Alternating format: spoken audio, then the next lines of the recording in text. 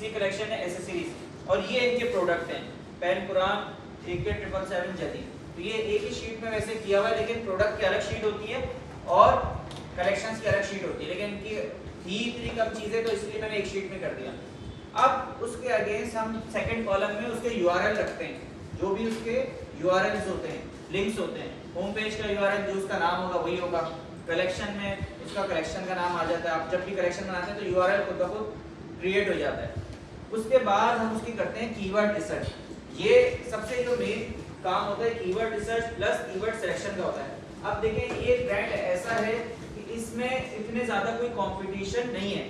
अब for example अगर SNL कराम हमें पता है वो पेन कुरान सेल करते हैं, एग्जांपल है पेन कुरान।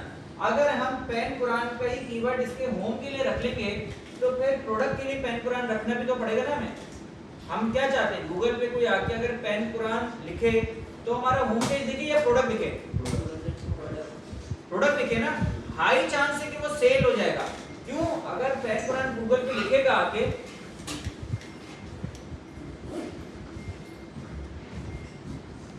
पेज दिखेगा तो मैं हाई चांस है मैं उससे कन्वर्ट हो जाऊंगा, डायरेक्ट अपनी सही जगह पे लैंड करूंगा, प्राइस पढ़ूंगा और शॉपिंग कर लूंगा। बनिस्बत मैं होम पेज पे लैंड हूं। अच्छा अगर कोई कीवर्ड आप किसी पेज के लिए रख लें तो उसे दूसरे पेज के लिए नहीं रखेगा। फॉर एग्जांपल अगर मैंने पेन कुरान इसके लिए रख लिया है, ठीक है, तो इस पेज के लिए पेन कुरान आप कीवर्ड यूज नहीं करेंगे, ये क्लियर रखेगा।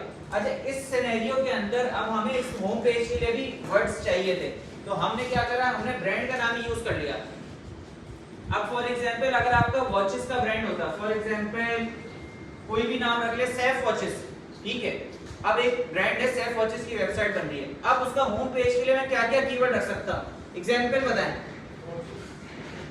वॉचेस मैंने कहा है खाली वॉचेस रखने से इंटेंट क्लियर नहीं होती है, हमने कीवर्ड सारे पढ़े कि कितनी कीवर्ड्स की टाइप है। एक तो हो जाएगा सैफ वॉचेस कि भाई सैफ वॉचेस ही लिखे तो हमारी वेबसाइट ऊपर है। Best watches for man, men's watches नहीं होगा क्योंकि वो मेंस के लिए रखा जाएगा। अच्छा अगर मैं उसमें मेंस का पेज बनाऊंगा तो उसके लिए मैं कीवर्ड मेंस वॉचेस टारगेट करूंगा। क्लियर है? Yes sir. अब हम क्या करेंगे, एक हम रख लेंगे वॉचेस इन पाकिस्तान, सही है, बेस्ट वॉचेस इन पाकिस्तान, ऑनलाइन वॉचेस स्टोर। इस तरह के कीवर्ड हम होम पेज पे रखेंगे जिसमें कोई भी टारगेट नहीं हो रहा, मैन या वुमेन। क्लियर हुई बात? और जी सारे वर्ड्स मौजूद होने चाहिए उसमें जो आप बता रहे हैं। ये तो हम पहले अपनी मर्जी से हमने कीवर्ड रखे हैं, जब तक हमें ये दो चीजें नहीं पता चलेंगी हम कीवर्ड सिलेक्शन नहीं करेंगे कि किस कीवर्ड के साथ हम कंटिन्यू कर रहे हैं। Okay sir. हम अभी ये शीट पे इतने सारे कीवर्ड्स रखते हैं ना, ये हम इसलिए निकालते हैं कि अगर ये कीवर्ड ज्यादा हाई कंपटीशन का तो हम दूसरा टारगेट कर लें, लेकिन हमारे पास लिस्ट ज्यादा होनी चाहिए क्योंकि सेल जब ही आएगी ना जब हम मैक्सिमम कीवर्ड्स पे आप रैंक करेंगे। अगर हम ये कीवर्ड अपनी वेबसाइट में टारगेट नहीं कर रहे होते तो हम उसको ब्लॉगिंग में टारगेट कर लेते हैं, दूसरे तरीके हैं उसको टारगेट। भाई देखें अगर मैं एक ही कीवर्ड पे चलूं, फॉर एग्जांपल मेरी ये वेबसाइट है, अब मैं इसी कीवर्ड पे लेके चल रहा हूं, इसका 720 वॉल्यूम है और इस कीवर्ड पे रैंक कर जाता हूं तो बस इसी कीवर्ड पे सेल आएगी ना। लेकिन बाकी देखिए 720, 90, 50, 40 अगर इनको मिलाएं तो ये इससे ज्यादा हो गया नहीं हो गया? जी सर। अगर मैं इन कीवर्ड को भी नहीं टारगेट करूंगा तो मेरे पास सेल कैसे आएगी, मैं अपने बिजनेस को ग्रो कैसे करूंगा? सर आप अपना होम पेज दिखा देंगे कि आईडिया कि आपने किस तरह सिलेक्शन करनी है इसमें। भाई मेरी अपनी कोई वेबसाइट नहीं है, क्लाइंट की वेबसाइट से मैं आपको दिखाता हूं। ये एसएनएल ग्राफ की तो शीट खुली थी, अब मैं मस्कर मैन की शीट खोल लेता हूं ताकि आप लोगों को और आईडिया हो जाए। देखिए इनकी देखिए प्रोडक्ट एसईओ की अलग शीट है, कलेक्शन एसईओ की अलग शीट है। अब देखिए यहां आ जाए, अब ये होम है, देखिए इसमें भी एक होम है। होम के लिए मैंने क्या क्या कीवर्ड रखे, एक ब्रांड का ही नाम रख लिया मस्कर में, एक नाम रख लिया अतर्स क्योंकि अतर्स को लोग पढ़ने के आ जाते हैं और इस पे इंटेंट बहुत क्लियर होती है, इसीलिए खाली अतर्स को भी मैंने टारगेट किया हुआ है। और नॉन अल्कोहलिक अतर्स ये पूरा कीवर्ड है, ठीक है। इसी तरह इसके शॉप का पेज है, अब शॉप के पेज के लिए मैंने दूसरे कीवर्ड्स रखे हैं, अतर्स इन पाकिस्तान, बेस्ट अतर्स इन पाकिस्तान, अतर्स फ्रेग्रेंस बाय अतर ऑनलाइन। 4 कीवर्ड है लेकिन जो टारगेट हुआ है वो येलो हाइलाइटेड वाला है, ठीक है। ये प्राइमरी कीवर्ड है, इससे मैंने हाईलाइट किया कि मेरा इस पूरे पेज के ऊपर ये मेरा प्राइमरी कीवर्ड होगा। इसी तरह मेंस के ऊपर मैंने क्या क्या चीजें टारगेट की हैं, men's attars, attars for men, best men attars, best attars for men, long lasting attars for men. अब समझ में आ रही है चीज, ये शीट समझ में आ रही है? जी कलेक्शन के लिए कि प्राइमरी कीवर्ड होगा वो तो मतलब लाजमी टाइटल में यूज हो रहा है। हाँ, जो वो कीवर्ड है वो भी साथ में यूज करेंगे टाइटल में। कौन सा कीवर्ड? मतलब प्राइमरी जो सेकेंडरी है, अगर वो टारगेट हो रहे होंगे तो हम कर लेंगे, जरूरी नहीं है, वरना एक कीवर्ड को हम हर जगह लेके चलेंगे। टाइटल में भी H1 में भी, मेटा डिस्क्रिप्शन में भी, सब जगह लेके चलेंगे। एक कीवर्ड तो आपको ऐसे पकड़ लेना है कि भाई ये मेरा सबसे ज्यादा मेन है, इसमें कोई सवाल है? इसी तरह यहाँ सर्च वॉल्यूम होता है। अच्छा, ये कॉलम होता है कि हम एक टूल के जरिए ये देखते हैं कि ये कीवर्ड पूरे महीने में कितनी दफा सर्च होता है। सही है। अच्छा, इसमें आप कहेंगे कि भाई इसमें 14,800 वॉल्यूम है, आपने ये क्यों नहीं टारगेट किया? एग्जाम्पल है, क्योंकि इसमें मेरी वेबसाइट पहले ही शो हो रही है। मस्कल महल ब्रांड ऐसा बड़ा हो गया है और सब लोग इतने जान गए हैं कि मस्कल महल को टारगेट करने से मुझे कुछ फायदा नहीं हो रहा था। बात समझ में आ रही है? मतलब मेरा ब्रांड का कीवर्ड इतना बड़ा हो गया था, अब गुल अहमद देखेंगे तो गुल अहमद ही दिखेगा ना। Yes sir. अब मैं गुल अहमद को टारगेट क्यों करूं? इसीलिए फिर मैंने नॉन अल्कोहलिक अदर्स को टारगेट किया है। और अदर्स को इसलिए टारगेट नहीं किया क्योंकि इसमें इंटेंशन क्लियर नहीं थी। मतलब आप अदर्स लिख रहे हैं, अगर आप सिर्फ अदर्स लिख रहे हैं इसका मतलब ये नहीं है कि मैं शॉपिंग करने आ रहा हूं, क्या पता मैं अदर्स के बारे में पढ़ने आ रहा हूं। लेकिन अगर मैं नॉन अल्कोहलिक अदर्स लिख रहा हूं, इसका मतलब कहीं ना कहीं इंटेंट ये कि ये बंदा शॉपिंग करना चाह रहा है। बात समझ में आ रही है? चीज शीट समझ में आ रही है? Yes sir. या अगर कोई और ब्रांड की शीट देखनी है तो वो भी खोल के दिखा सकता हूं। इसमें देख लेते हैं और एक दो ब्रांड, वरना हम टाइटल में बाद में भी लिख सकते हैं। इसमें मैंने क्या करा, ब्रांड नेम पहले दिया, muscle Mahal Pakistan number 1 brand in non alcoholic others. मैंने कौन सा कीवर्ड यहाँ सेलेक्ट किया हुआ था? Non alcoholic. यहाँ आ रहा है non alcoholic others. Yes sir. इसे कहते हैं मेटा टाइटल। मेटा टाइटल आप लोगों को सबको पता है, गूगल में जो चीज शो होती है उसे मेटा टाइटल कहते हैं। अच्छा, कोई स्टूडेंट्स नहीं है इसीलिए मैं दोबारा रिपीट कर रहा हूँ ये टॉपिक। गूगल पे जाता हूँ, मैं लिखता हूँ यहाँ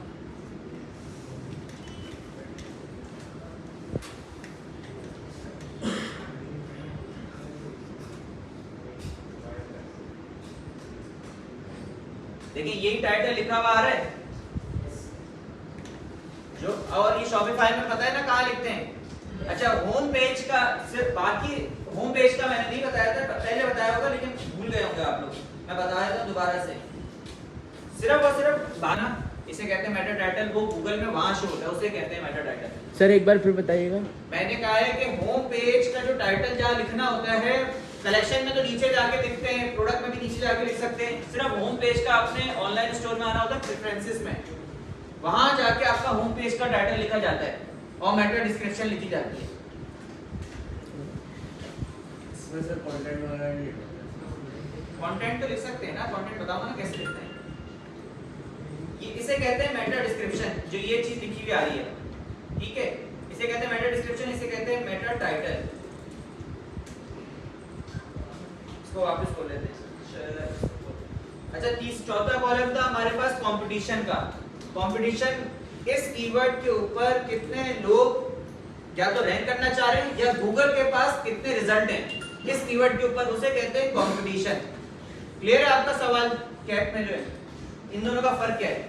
ये है कि कितने लोग इस कीवर्ड को सर्च करते हैं, और कंपटीशन ये है कि कितने लोग इस कीवर्ड पे रैंक करना चाह रहे हैं या गूगल के पास इतने रिजल्ट है इस कीवर्ड के ऊपर। जो आप नीचे देख रहे होते हैं, पेजेस आ रहे होते हैं 1 2 3 4 5 6 7 8 9 10 चलते चले जाते हैं, उसे कहते हैं कंपटीशन। जी हाँ, अगर हमने दो कीवर्ड टारगेट किए तो हमें दोनों कीवर्ड के अलग-अलग टाइटल बनाना पड़ेगा। नहीं, टाइटल एक ही रहेगा, लेकिन मैं यही बता रहा था कि हम उसमें से भी एक कीवर्ड को फोकस करते हैं। वो क्यों करते हैं आगे आपको पता। सेशंस का कंटेंट है, कलेक्शन के ऊपर लिखा हुआ है, कस्टमाइज में जाना है, यहाँ से कलेक्शन में आना है। ये रहा कलेक्शन, जो आपकी डिफॉल्ट कलेक्शन, ये जो भी कलेक्शन है, ये होता है कलेक्शन बैनर के अंदर। मैंने इसको हाइड किया हुआ है, अगर मैं इसको ओपन करूंगा तो यहाँ देखिए, इसको क्लिक करता हूँ, इसमें देखिए डिस्क्रिप्शन का पार्ट लिखा हुआ है। अभी तो मैंने इसको पूरा हाइड किया हुआ है, आपने क्या करना है, प्रोडक्ट ग्रिड को इसके ऊपर रख देना, मतलब जाके तो ये पहले प्रोडक्ट शो होंगी और फिर नीचे कंटेंट शो होगा। क्लियर है ये चीज? नहीं आई समझ में? देखिए ये जो कलेक्शन बैनर है ना, इस जो भी आप कलेक्शन के अंदर डिस्क्रिप्शन लिखते हैं, मैं अगर यहाँ अभी तो मैंने लिखी नहीं है इसकी, आपको शो नहीं हो रही थी, मैं आता हूँ कलेक्शन में अंदर, ये कलेक्शन में आया, मैं वुमेन की कलेक्शन खोली, यहाँ मुझे वो कंटेंट लिखना पड़ता है। सही है। अब जो यहाँ कंटेंट लिखूंगा वो कहाँ जाएगा, कलेक्शन बैनर के अंदर चला जाएगा। और कलेक्शन बैनर को मुझे प्रोडक्ट ग्रिड से नीचे रखना पड़ेगा। प्रोडक्ट ग्रिड क्या होती है, जो प्रोडक्ट दिख रहे होते हैं आपको कलेक्शन में, उसे कहते हैं प्रोडक्ट ग्रिड। उसको आप ऊपर रखेंगे और कलेक्शन बैनर को नीचे रखेंगे, तो ये कंटेंट जो भी लिखेंगे वो नीचे शो हो जाएगा। और आपने कोई भी हेडिंग को H1 बनाना होता है तो क्या करना पड़ता है, कौन सी हेडिंग H1 होती है और H2 कौन सी, देखिए कोई भी हेडिंग H1 H2 हो सकती है। आपको हाँ क्या कह रहे हैं, फुल सिलेक्शन करना। हाँ आपने प्लेस करते हैं। अभी हम H1 बनाना सीखेंगे और वो कोडिंग में कैसे करेंगे। आपने कंटेंट लिख लिया पूरा, इसको H1 हेडिंग बनानी है, आपने इसको सिलेक्ट किया, पैराग्राफ में गए H1 कर दिया, हेडिंग 1, तो ये H1 हेडिंग बन गई। क्लियर है ये चीज। वापस शीट पे आ जाते हैं। अब आप इस शीट को, आपको समझ में आ रहा होगा कि ये क्या क्या चीजें कॉलम बने हुए हैं। इसकी टाइटल हमने मेटा टाइटल बना हुआ है, उसकी कैरेक्टर लिमिट लिखी हुई है। इसके बाद H1 है, फिर मेटा डिस्क्रिप्शन है। अब हम आते हैं टॉपिक पे। किसी का कोई सवाल क्लियर नहीं है तो पूछ ले अभी भी। कैरेक्टर्स का बताइएगा, 50 से 65 जो आपने बताया है, इससे क्या मुराद है? कैरेक्टर्स, कैरेक्टर इसे कहते हैं। ठीक है, मैं अभी आपको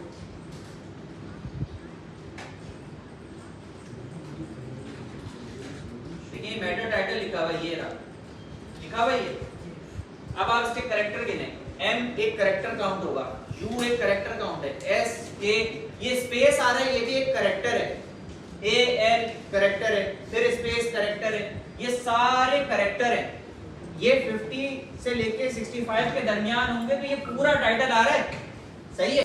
ऑन वन पेज मैंने पहले कहा है कि एक ही हेडिंग को H1 बनाना है, बाकी आप हेडिंग्स जो आपके पास नहीं आते उनको कीवर्ड स्टफिंग, स्टफ करना। आपने सुना होगा वर्ड स्टफ करना, भरना।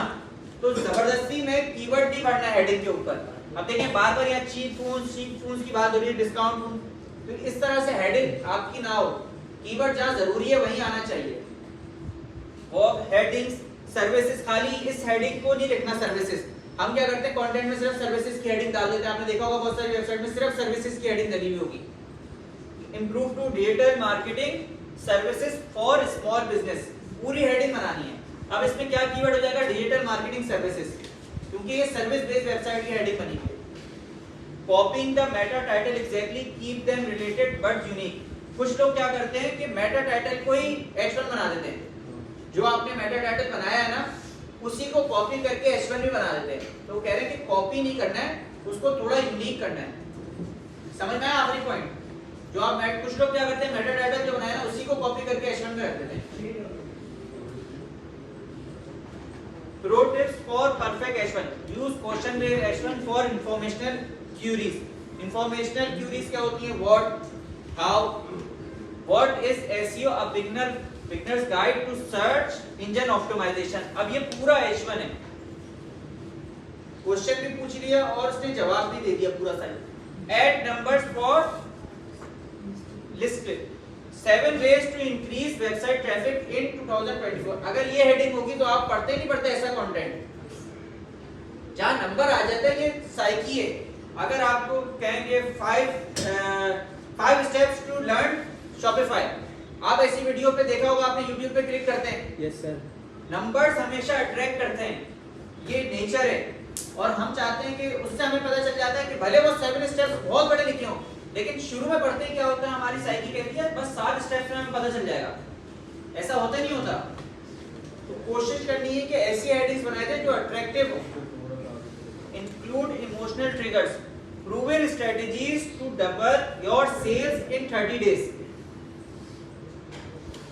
ये सारी प्रैक्टिसेस इसीलिए स्लाइड पे रखी है कि आप अपनी शीट जो बना रहे हैं उसमें इस हिसाब से H1 होना चाहिए। आज मैं अभी आधे घंटे पहले क्लास इसलिए खत्म करूंगा कि सबके जो कीवर्ड्स हैं जिन्होंने शीट बनाई भी होगी वो सर्च वॉल्यूम उससे लिखवा लें।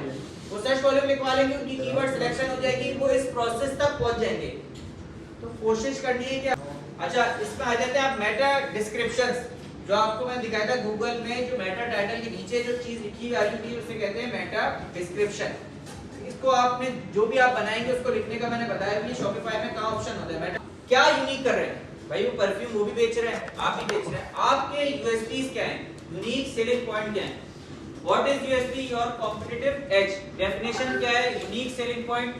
The one reason customer should choose you over competitors. ठीक है? Why USPs matters? Stand out in crowded markets. Convert more visitors into buyers. Charge premium prices with confidence. अब आप कोई भी बिजनेस की मुझे एक यूएसपी बताएं। क्रेमार्ट जो आया था, सबको पता है क्रेमार्ट आया था? क्रेमार्ट ऐप आई थी, आपने देखा होगा, ऑर्डर भी किया होगा, उसकी क्या यूएसपी थी? प्राइसेस थी, जल्दी पहुंचाना 10 मिनट में। वो अपनी इस यूएसपी से आया था। डिलीवर तो सारे लोग कर रहे थे, फूड पांडा नहीं कर रहा था। कर रहा था ना फूड पांडा, और भी एप्लीकेशन पे। उसने क्या यूएसपी लेकर आया था कि 10 मिनट में वो पहुंचाएगा। ऐसा है? और किसी की यूएसपी बताएं ब्रांड्स की।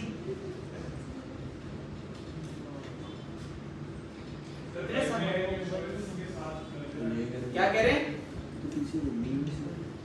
आवाज नहीं आ रही आपकी। अच्छा, यूएसपी बनती क्या? अभी आपको एग्जांपल एक दो और दिखाऊंगा तो आपको समझ में आ जाएगा किसे यूएसपीस कह रहे हैं। देखिए ये चीज मेन है। आप भी अपना बिजनेस करेंगे, लेकिन आपको पहले अपनी यूएसपीस लिखनी पड़ेगी। आप कोई भी बिजनेस कर रहे हैं, आप उसमें क्या यूनिक कर रहे हैं? या आप क्वालिटी में कर रहे हैं, प्राइसेस में कर रहे हैं, रिफंड पॉलिसी में कर रहे हैं। बहुत जगह आपने देखा होगा 15 डेज रिटर्न पॉलिसी लिखा होता है, ये उसकी यूएसपी है कि 15 डेज रिटर्न पॉलिसी। यहां हम पढ़ते हैं किस किस तरह की यूएसपीस हो सकती हैं, और भी तरह की सकती हैं। USPs category example, price, lowest price guaranteed, 100% refund लिखा हुआ होता है। बहुत सारी जगह आपने पढ़ा होगा ये उसकी यूएसपी है। Speed, Pakistan fastest delivery 2 hours और फ्री। इसी तरह एक और यूएसपी क्वालिटी की, हैंडमेड विद 100% ऑर्गेनिक कॉटन। अगर कोई इस तरह का ब्रांड बना रहा है तो exclusivity, only SEO agency using NASA level AI. SEO agency भी तो है, लेकिन वो क्यों है पूरी उसने लाइन लिखी, using NASA level AI. Social proof, trusted bye 10,000 plus happy customers. बहुत जगह आप लोगों ने ये सब पढ़ी होंगी, तो ये यूएसपीस कहलाती हैं। How to find your USP? What do we do better than anyone else? आप दूसरे से क्या बेहतर कर रहे हैं, वो आपकी USP है। What problem do we solve uniquely? या आप क्या यूनिक कर रहे हैं? Example, Domino's Pizza 30 minutes और फ्री। आपने देखा होगा पूरी कैंपेन थी है Domino's की। Yes sir. 30 minutes pizza, India में तो बहुत ज्यादा चली थी ये वाली कैंपेन। क्या थी वो? क्योंकि 30 मिनट में वो डिलीवर कर रहा था। 30 मिनट में नहीं करेगा तो फ्री डिलीवर करेगा, तो ये उसकी यूएसपी थी। इसी तरह मैंगो बाज एक पेज आपने देखा होगा, उसकी क्या USP, 100% Pakistani youth centric content. ये यूएसपी है कि वो यूथ सेंट्रिक कंटेंट बनाता है। इस तरह से आप लोग भी एग्जांपल दें कि इस ब्रांड की ये यूएसपी है। अब तो यूएसपी का टॉपिक समझ में आ गया होगा। Yes sir. तो आप एग्जांपल तो दें। सर जैसे सर्विस वालों के लिए सकती है डोर स्टेप। हाँ बिल्कुल, 2 स्टेप आपकी एक यूएसपी है। इसी तरह परफ्यूम में प्रीमियम क्वालिटी होता है, 9 to 10 आवर्स लास्टिंग होता है।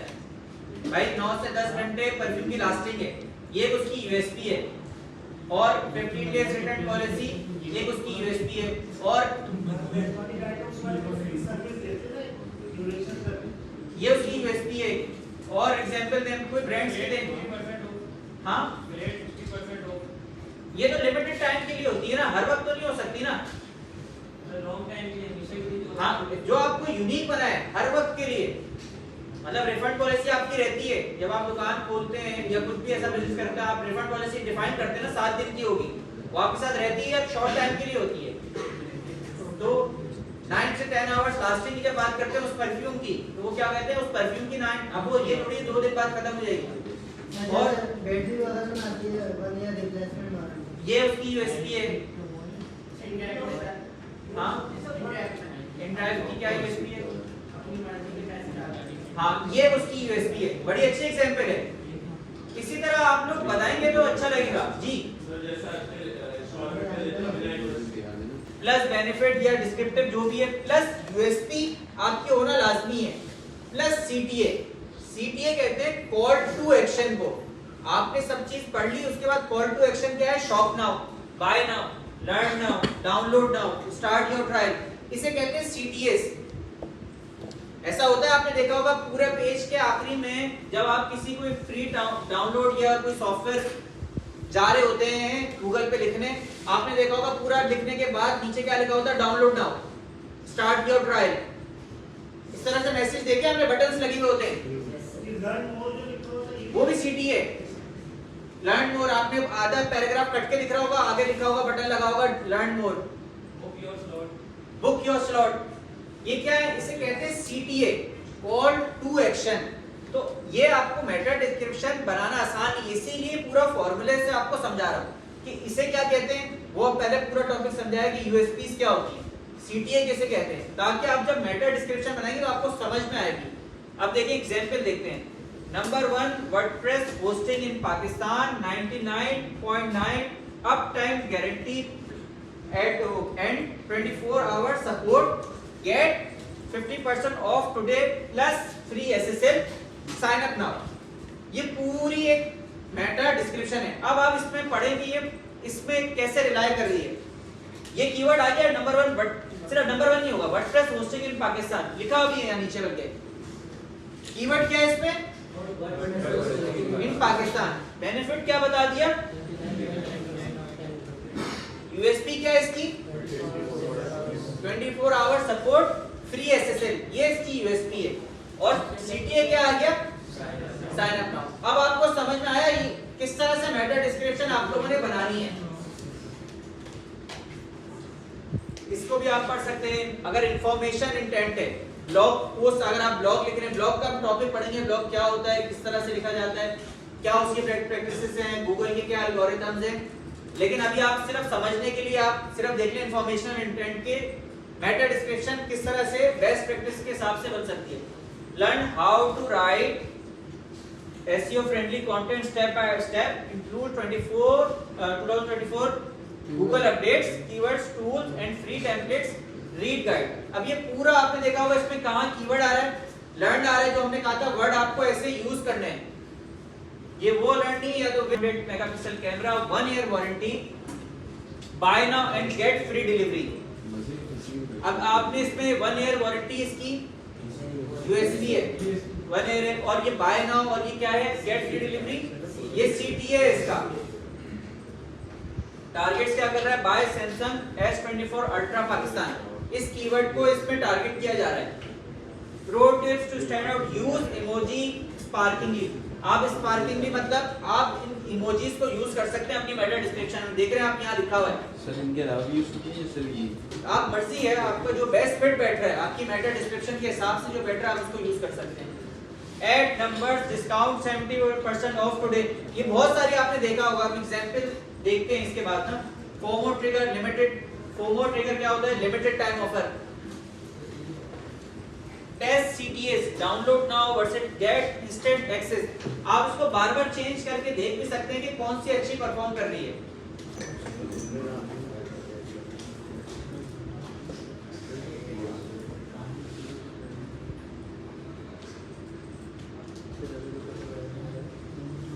अब आप एक दो के हम एग्जांपल देखते हैं और क्या क्या लिखा हुआ है यहाँ। अच्छा, आप ना कीवर्ड यहाँ जो ये टारगेट कर रहा होता है ना, तो यहाँ बोल्ड हो जाता खुद ब खुद। Women's ready to wear dresses, men's kurta design, इन्होंने अलग अलग तरह की से भी लिखी हुई है।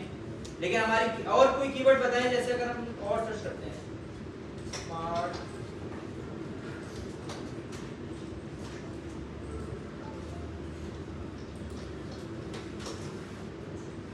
देखिए यहाँ प्राइसेस भी लिखी हुई है इन्होंने, इनका डायरेक्ट कलेक्शन टारगेट हो रही है। Shop the latest watch model, best prices in Pakistan only from price wave.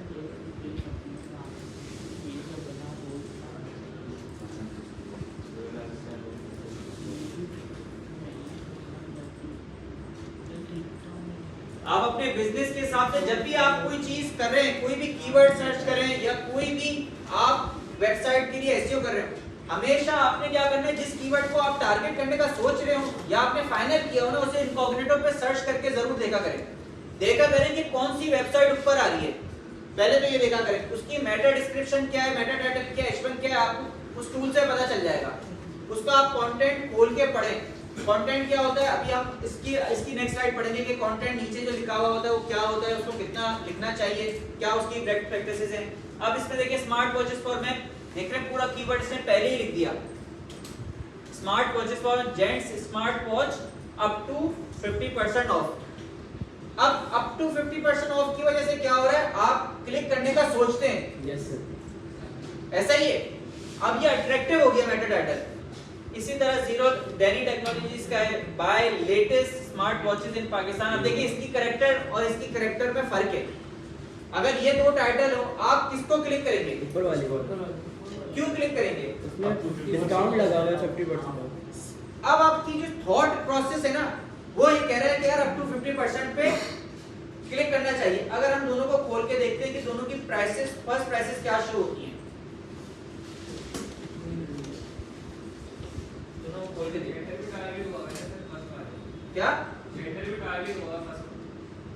Target हुआ हुआ है। अब देखिए अगर मैं फर्स्ट इंप्रेशन देखूं, ये है अप टू 50% वाला, प्राइसेस देख रहे हैं 14,000, 10,000, क्या कहते हैं 17,000, ऑफ कितना मिल रहा है? इस पे डिस्काउंट भी है, मुझे इस पे देखते हैं यहाँ क्या लगा के देखते हैं, एक सेकंड मैं देखता हूँ, मेरे पास डिस्काउंट था इसमें,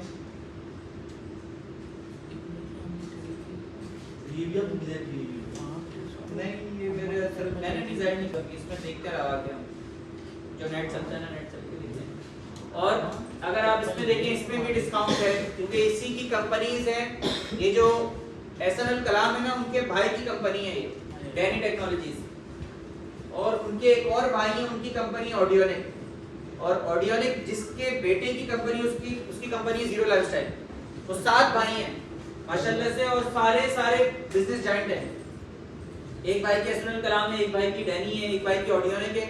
ऑडियोनिक की बेटे की वो है जीरो लाइफस्टाइल, दानियाल नाम है उसका।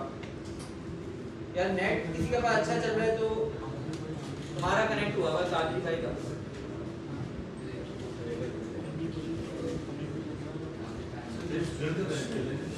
वो होता ही नहीं, पता नहीं क्या मसला उसका। पेजेस, कुछ लोग लैंडिंग पेजेस बनाते हैं सिर्फ डायरेक्ट उसी पे ही लैंड करें, तो उसमें कंटेंट 300 से 500 वर्ड्स का होना चाहिए, ये रेकमेंडेड है। लेकिन अब एग्जांपल के तौर पे अगर मैं हूँगा और मुझे स्मार्ट वॉचेस पे काम करना है और मुझे एसईओ करना है, मेरे सामने देखे मैंने स्मार्ट वॉचेस फॉर मैन लिखा था, ये वाली वेबसाइट आई थी, ऐसा ही है। अब मैं क्या करूंगा, मेरी क्या बेस्ट प्रैक्टिसेस होंगी, मैं इन 5-10 वेबसाइट को खोलूंगा जो ये आ रही थी, इस पे भी खोल लूंगा, ये क्यों आ रही है भाई पर, इसको खोल लूंगा, इस पे जाके मैं देखूंगा कि इसने भी, देख रहे हैं सब जगह कंटेंट लिखा हुआ आपको नजर आ रहा है हर वेबसाइट के ऊपर। Yes sir. अब देखिए इसकी करेक्ट, इसकी जो H1 है और कंटेंट सिर्फ इतना सा लिखा हुआ है, लेकिन ये है बहुत बड़ी वेबसाइट, मतलब ये बहुत टाइम से बनी थी है। मैं क्या करूंगा, इन सारी वेबसाइट्स के कंटेंट को एक जगह पेस्ट करूंगा और वर्ड्स का एवरेज निकालूंगा, मतलब ये पूरा कंटेंट उठा के एक वर्ड डॉक्यूमेंट में डालूंगा। कैसे,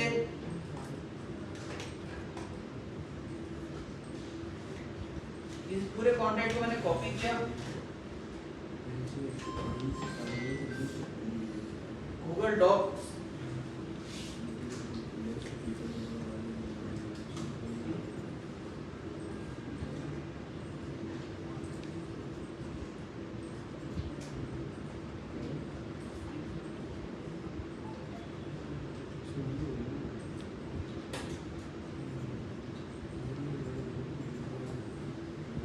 देखिए मैंने क्या करा, इस पूरे कंटेंट को कॉपी करके पेस्ट करा वर्ड में और इसका वर्ड काउंट निकाल लिया।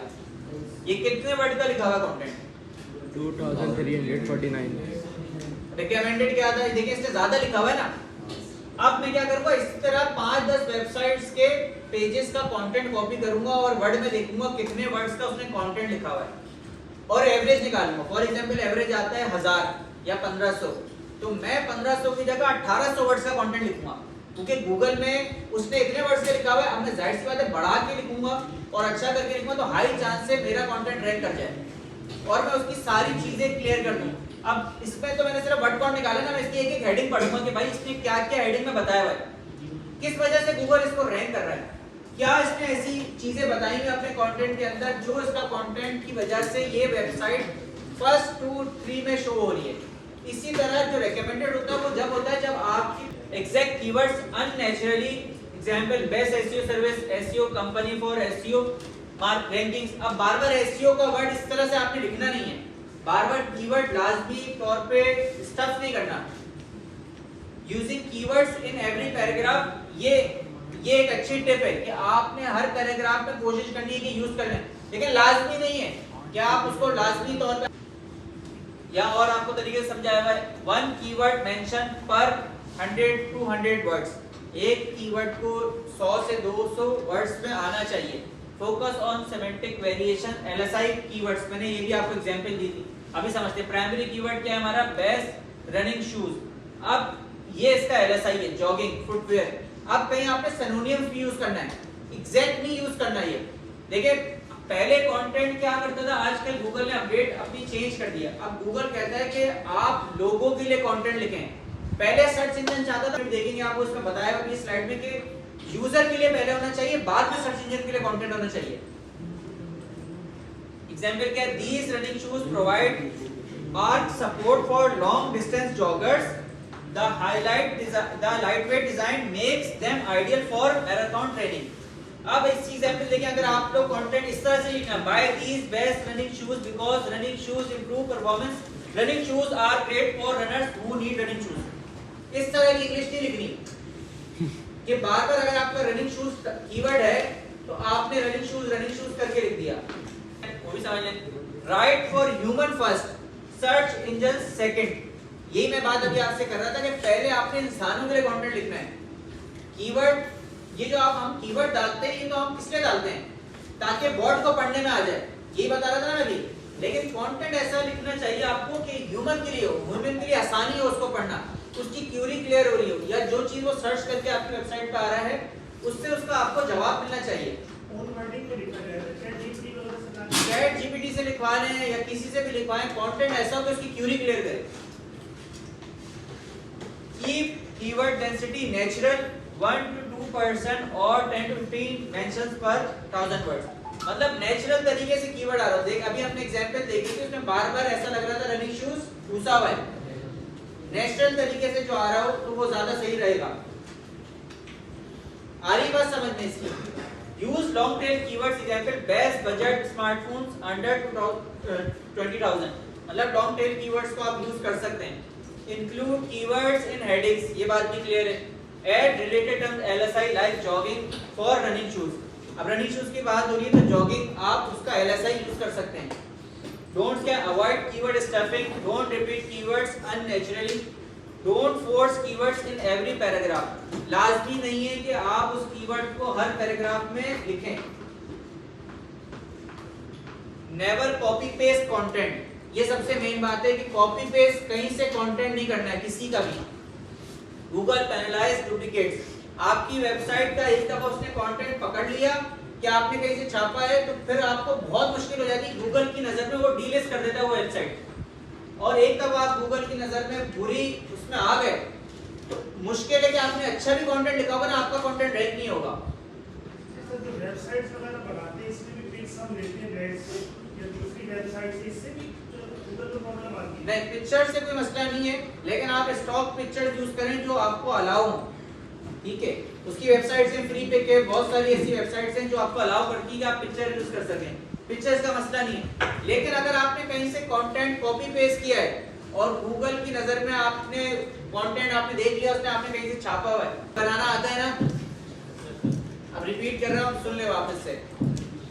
यूआरएल को ऑप्टिमाइज किया पहले, फिर कीवर्ड सिलेक्शन करी, कीवर्ड का सर्च वॉल्यूम निकाला, कंपटीशन निकाला, यहां आने के तक हमने अपना कीवर्ड सिलेक्शन कर लिया।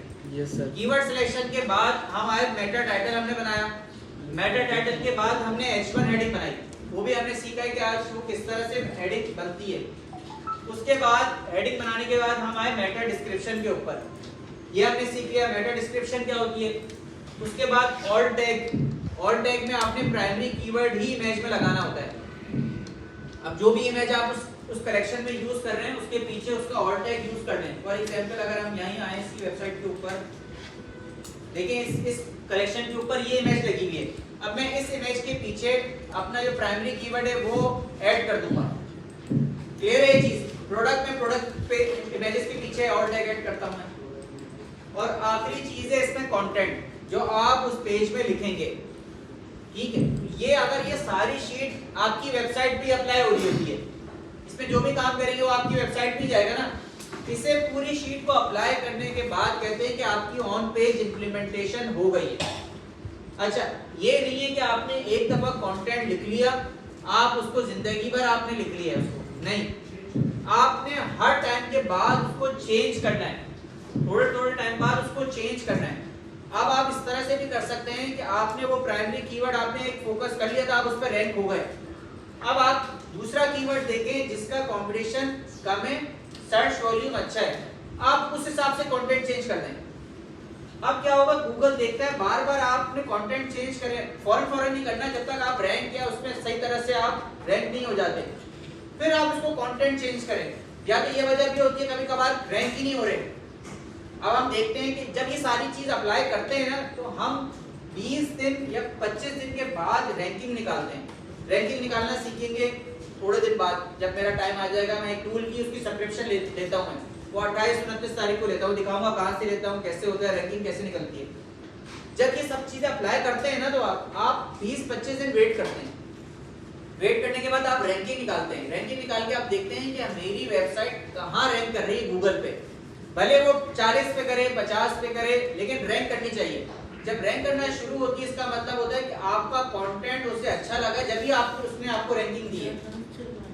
फिर आप उसको ऑप्टिमाइज करते हैं, उसमें कंटेंट में चेंजेस करते हैं, और फिर ऑफ पेज एक्टिविटी परफॉर्म करते हैं। ऑफ पेज एसईओ क्या होता है, वो नेक्स्ट क्लासेस में हम सीखेंगे कि ऑफ पेज क्या होता है, ऑफ पेज की क्या बेस्ट प्रैक्टिसेस हैं, क्या क्या काम है, उसमें क्या काम है जो करने होते हैं। लेकिन अभी तक जो पार्ट है वो था ऑन पेज इंप्लीमेंटेशन का।